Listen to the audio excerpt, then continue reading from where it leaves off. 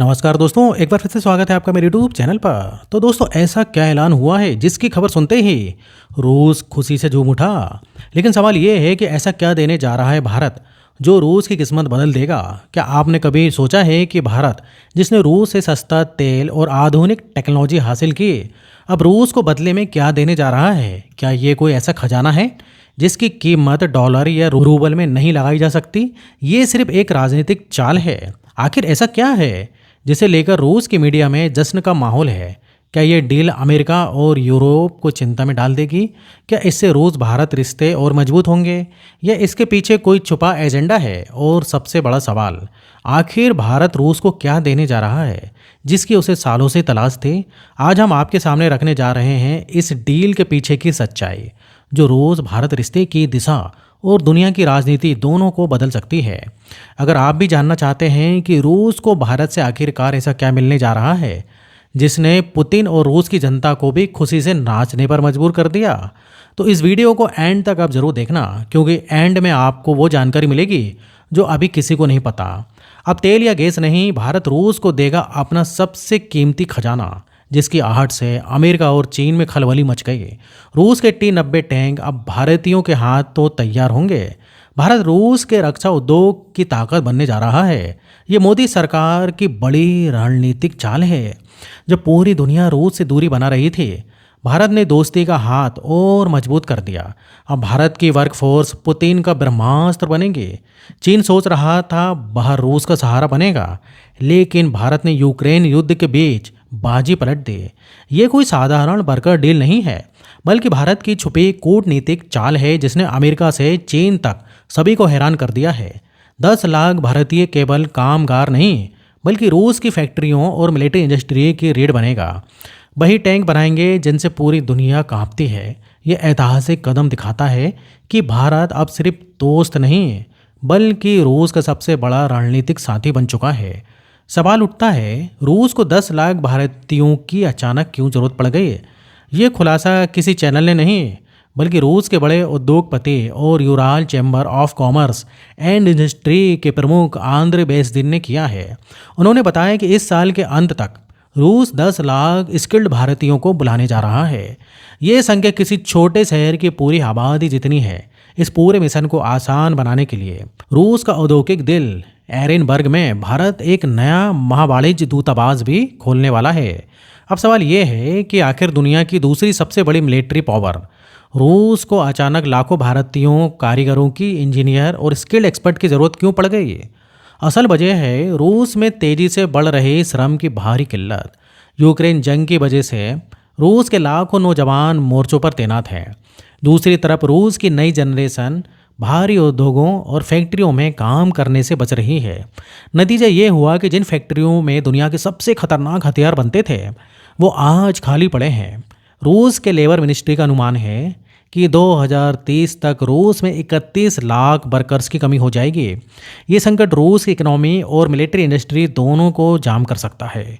और सबसे ज़्यादा असर कहाँ दिख रहा है? रूस के स्वेर द लॉब्स ओब्लास्ट, जो कि यूराल पर्वतों में बसा हुआ रूस का औद्योगिक दिल है। यही मौजूद है यूराल मास और यूराल बेगजावाद जैसी कंपनियां जो T-90 सीरीज के टैंक बनाती है।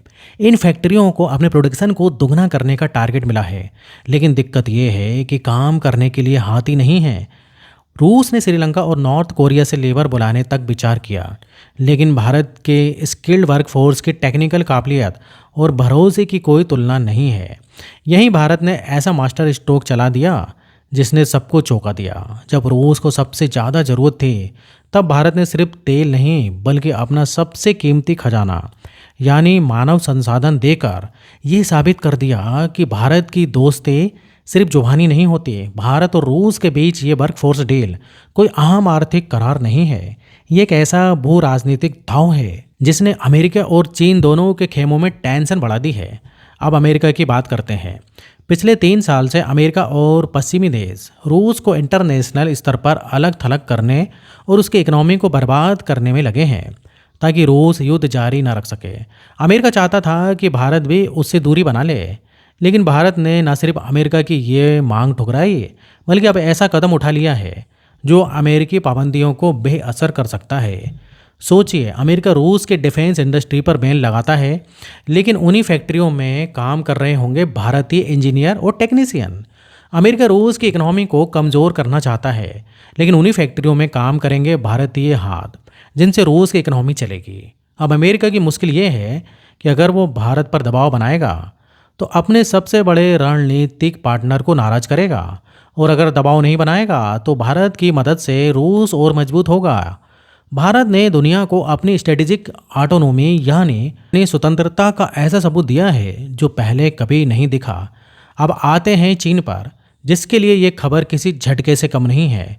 चीन को पूरा भरोसा था कि यूक्रेन युद्ध के बाद रूस कमज़ोर होगा और रूस को सस्ती लेबर और इंडस्ट्रियल प्रोडक्शन के लिए चीन पर ही निर्भर रहना पड़ेगा।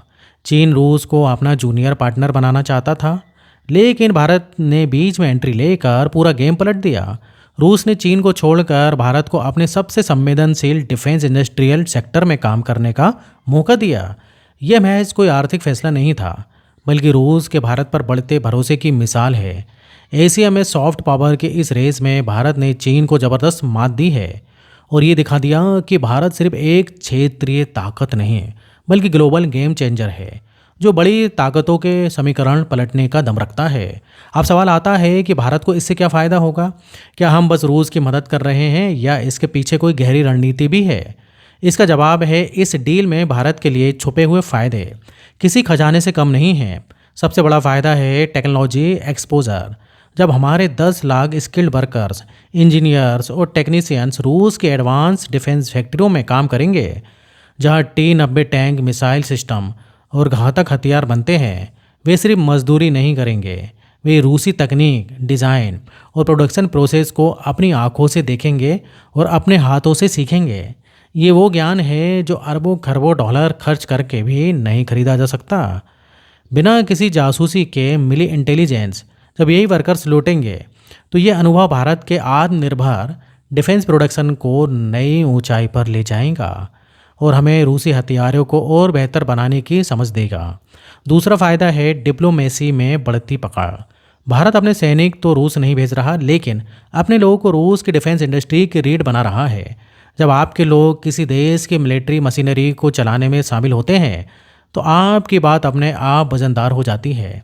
ये बिना गोली चलाए प्रभाव बढ़ाने की नायाब रणनीति है। तीसरा फ़ायदा है मौके पर आँख कान रखना। रूस में काम कर रही है भारतीय वर्कफोर्स भारत को रूस की ज़मीनी हकीकत, उसकी इकोनॉमी और उत्पादन क्षमता की सीधी जानकारी दे सकेगी। इससे भारत को रूस की नीति और मूवमेंट को समय रहते समझने में मदद मिलेगी। ये डील सिर्फ लेबर सप्लाई नहीं, बल्कि भारत का भविष्य के लिए किया गया एक स्मार्ट निवेश है। भारत बना रूस की लाइफलाइन। इस पूरी कहानी का असली मतलब ये है कि भारत और रूस का रिश्ता अब एक नया दौर में है। भारत अब रूस का सिर्फ दोस्त या तेल खरीदार नहीं, बल्कि उसकी लाइफलाइन बन गया है। पहले भारत उसकी अर्थव्यवस्था को बचा रहा था, अब उसकी डिफेंस और इंडस्ट्रियल मशीनरी को भी ताकत दे रहा है। ये दिखाता है कि भारत अब इंटरनेशनल पॉलिटिक्स में बस सहायक नहीं है, बल्कि निर्णायक भूमिका में आ चुका है। ये भारत का वर्क फोर्स एक्सपर्ट मॉडल है, जैसे हमने IT और फार्मा में दिमागी ताकत दिखाई थी। अब स्किल्ड इंडस्ट्रियल वर्क फोर्स के जरिए दुनिया में रणनीतिक पकड़ बना रहे हैं। दूसरे देश अपने प्रभाव बढ़ाने के लिए हथियार भेजते हैं। भारत ने अपने स्किल्ड वर्कर्स भेजकर डिफेंस सप्लाई चेन पर पकड़ बनाने की नई परिभाषा दी है। ये बताता है कि 21वीं सदी का भारत कितना मजबूत, आत्मविश्वासी और दूरदर्शी हो चुका है। लेकिन सवाल ये भी है, क्या 10 लाख भारतीयों का रूस जाना कोई चुनौती भी खड़ी कर सकता है? उनकी सुरक्षा की गारंटी कौन देगा? क्या अमेरिका और पश्चिमी देश भारत को ऐसे ही रूस की मदद करते देखेंगे या कोई जवाबी कदम भी उठाएंगे? इस महाडील पर आपका क्या नज़रिया है? कमेंट में ज़रूर आप बताइए। इस खबर की अभी तक किसी आधारित स्रोत से पुष्टि नहीं हुई है। ये जानकारी विभिन्न रिपोर्ट्स और मीडिया दावों पर आधारित है। तो दोस्तों, अगर आपको ये वीडियो या मेरे द्वारा दी गई ये जो जानकारी पसंद आई है, तो वीडियो को एक लाइक ज़रूर कर दीजिए और चैनल को सब्सक्राइब ज़रूर कर दीजिए।